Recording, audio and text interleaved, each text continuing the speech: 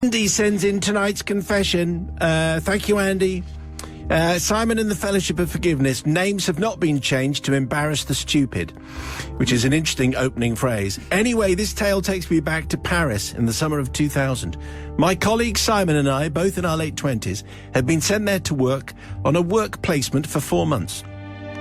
We've been put up in a flat in the 16th arrondissement, close to the Arc de Triomphe, between Avenue Victor Hugo and Avenue Kléber. Opposite our flat, taking up the entire block, was a very imposing three-story high solid brick wall. No windows or doors, in fact, no openings whatsoever. It was actually a water reservoir called Reservoir de Passy, to be precise. As one would expect, we had many friends use this opportunity to come to Paris and bag some free accommodation by staying with us in our flat. One of these visitors was Simon's brother, Matt. No offence. Okay. Matt... None taken. Now, Matt is a great chap, very enthusiastic and lovable. He's also a teacher, but I should say he's a PE teacher, so maybe not the sharpest tool in the box. I'm not saying that all PE teachers are like this. I'm just setting the scene. So it's back... Yes, I think so. Those who can do, those who can't teach, those who can't teach gym, correct, as it says in School of Rock. Yeah. Anyway, as we were preparing to go out for Saturday night shenanigans, Matt happens to say, "Lads, what's that odd building opposite?" And quick as a flash, and to this day I don't really know why I said it, but I said, "It's a prison." Now, my mate, being a good older brother and knowing that his younger sibling trusted him wholeheartedly, completely agreed with me and confirmed that it was indeed a prison, not a reservoir.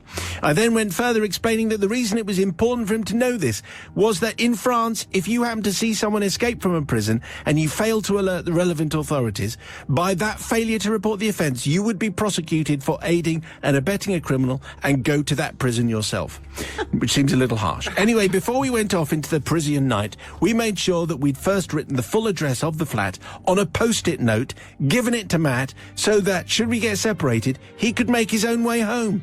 Matt popped it in his pocket, assured us that he would be a good guest, stay by our sides all night and not splinter away. Anyway, shortly after midnight, having consumed copious quantities of vin rouge, Simon and I were ready to go home. Matt, however, had been distracted by a female acquaintance, a mademoiselle, and refused to leave the hostelry with us. So, being the band of brothers we were, we gave him a set of keys for the flat, slapped him on the back and wished him a bonne nuit. Fast forward to 8 a.m. the following morning, with a rather exhausted and dishevelled Matt coming through our flat's front door and greeting us with a rather loud, "You blithering idiots." Stronger language may have been used. You see, Simon, not long after we'd left Matt to his own devices, the young lady had tired of his conversation, unsurprisingly, and had gone home with her friends. Whilst his ego might have been dented, that wasn't the problem. You see, over the course of the evening, Matt had misplaced the post-it note with the address of his accommodation for the night. He left the bar, quickly waved down a passing Parisian taxi, jumped in the back and said, "Take me to prison, my good man." The taxi driver, whose English wasn't so hot, was a little shocked to be asked for this destination at such a late hour and suggested that maybe he should find an alternative means of transport.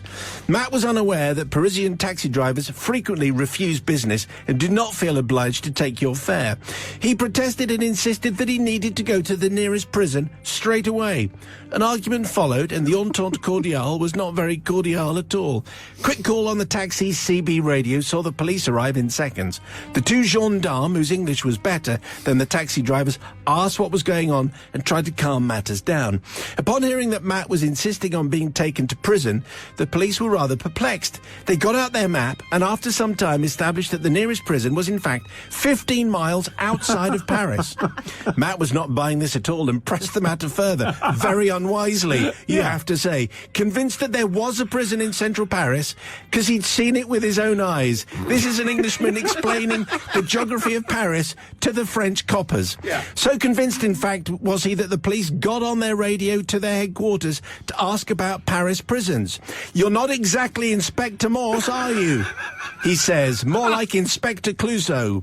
Well, let's say les gendarmes did not take very kindly to this accusation, and they deposited him on the nearest street corner, leaving Matt to wander the streets of Paris for a further 2 hours until he stumbled purely by accident upon the correct street.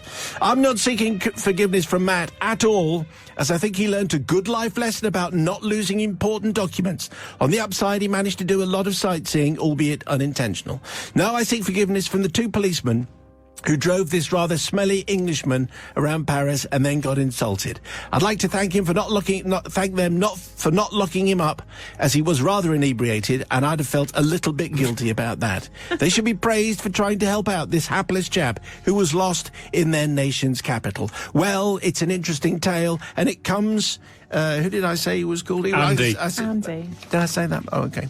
Well, it comes from Andy, and he was... I thought I changed the names. Anyway, there you go. So that's obviously actually Andy, who seems to have a friend who thinks it's fine to insult the French police. It's basically never a good idea to upset the police in whatever country you're at. Sister Susie speaking for authority everywhere. Well, I think, I think it was partly Matt's fault, really.